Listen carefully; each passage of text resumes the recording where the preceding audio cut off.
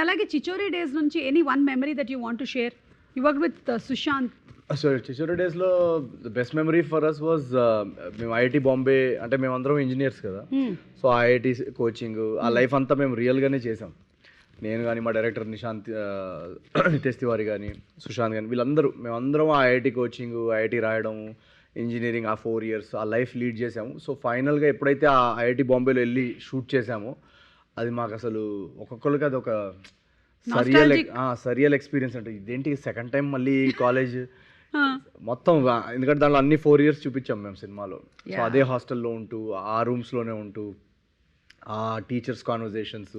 In fact మాకు set మీద ఒక ఛాలెంజ్ ఉండేది అనమాట. డైలీ ఆయన మా డైరెక్టర్ ఇప్పుడు జనరల్గా లైన్స్ తీసుకొస్తారు కదా, ఆయన ఒక చిన్న మ్యాథ్స్ ఫిజిక్స్ పజల్ తీసుకొచ్చేవాళ్ళు అనమాట.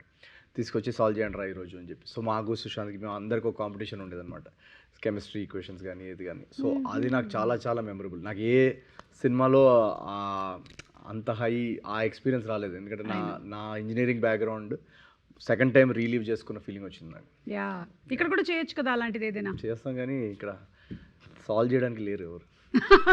ప్రాబ్లమ్ సాల్వ్ చేయాలి కదా ఎవరన్నా. మనం ఐఐటి వాళ్ళని పట్టుకొద్దాం ఎవరైనా పట్టుకోవాలి. యా బట్ సో నైస్, ఎందుకంటే we have enjoyed Chhichhore and we have enjoyed all your movies. So ఇప్పుడు అనగనగా ఒక రాజు కూడా అలాగే అదే రేంజ్లో ఉండబోతుందనే ఎక్స్పెక్టేషన్ అయితే డెఫినెట్లీ ఉంది సినిమా మీద, అండ్ మీ మీద నమ్మకం ఉంది. Okay, finally